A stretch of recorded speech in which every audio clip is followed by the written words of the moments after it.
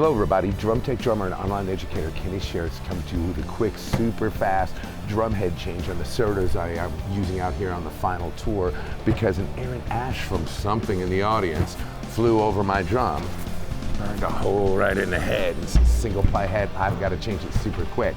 So this is one of the moments where I can actually share with you being on tour. You might hear some stuff in the background, sound jack, faint noise, but the point is I wanted you to see why my tuning patterns that I use, like the plus X, in this case on the 8-lug drum, are so useful and so effective and so important. And so what I'm going to do is I'm going to get on with the process of doing this thing. I'm going to have to use a drill, and the challenge with this drum is that the lugs are not all attached. It's an old Surdo. So I have to collect everything, make sure I keep track of it.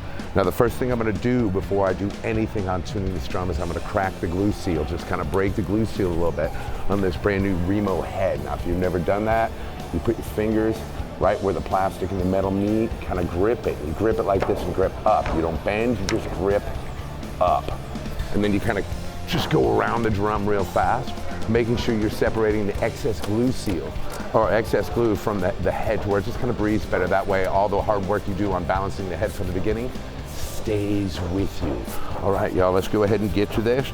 Now I may not talk a lot, I may talk a lot, we'll see what happens, but in the end, let's change the drum head.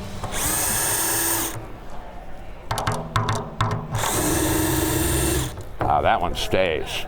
Beautiful. Not.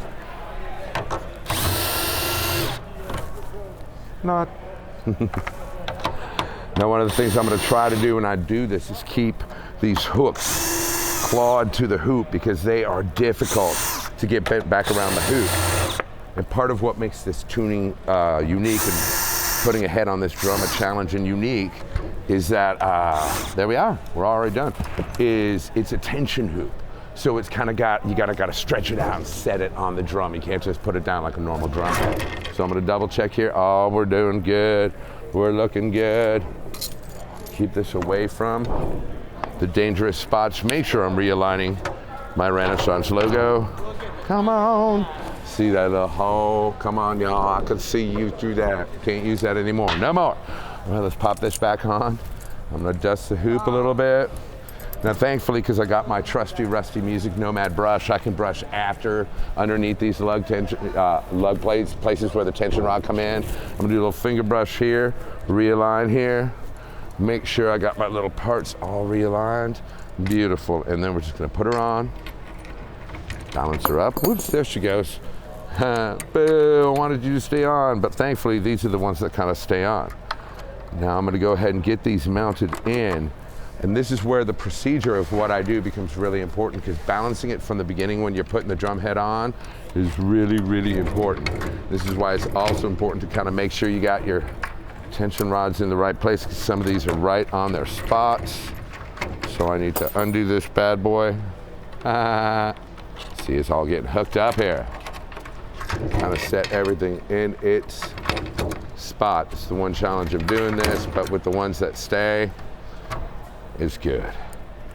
All right, we're in our spots and slots.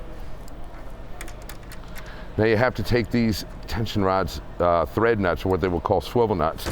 Got to hold them in until you get it there. And when you get this head down, you want to go almost almost to the bearing edge, or not the bearing edge, where the top of the tension rod sits, but not all the way. You just want to keep it loose until we can do the balancing we need.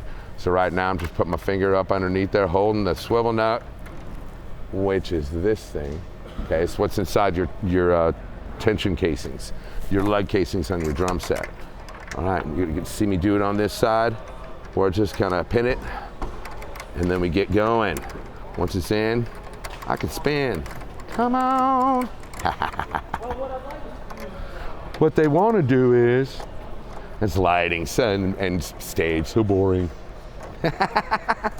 What we want to do, I love them all. Yeah, man, so this is going well. This is making me happy. Oops, lost this. Again, man, you want to make sure you try to keep your brackets together so you don't lose any washers or essential pieces. Now, again, I'm not engaging any pressure on this head yet, but this one's so in, I can use the drill to get it in place. Bam. And again, you notice I kind of guided it in. I didn't just jam it through or make sure the thread wasn't right. I made sure it was right before I engaged the drill. Ooh, there's the the white noise I was suggesting. We might get some background music here in a bit. And again, that's another place where this technique counts, because if there's white noise going on in the background and I gotta tune this thing, being able to keep the tension valid in my hands, like balanced in my hands, is part of the game, and that's part of what this technique gives you.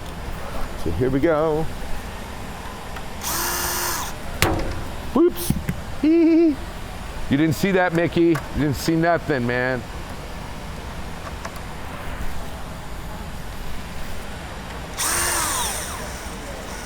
All right, now, the challenge with this drum, this is one spot where some of the people talk about the technique of pushing down the hoop.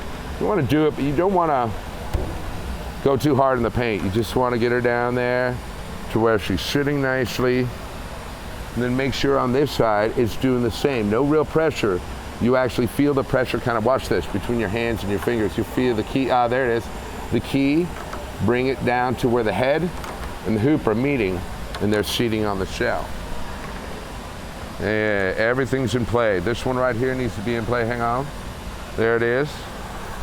Now this allows me to do some finger tight work. Now here's where I'm gonna turn the drum right at you. We're gonna get into this pattern.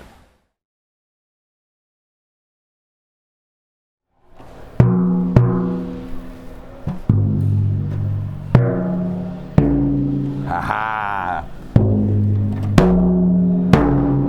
So I'm just a little sharp in my pitch that I wanted. Let's check it around.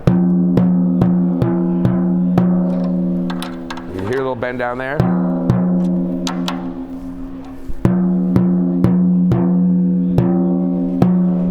So I can hear that most of the bending is coming from these two guys right here.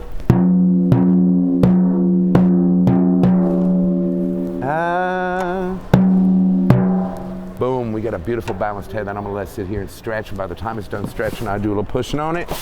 It's gonna be at the pitch I want to make the MBC out of the big drums here.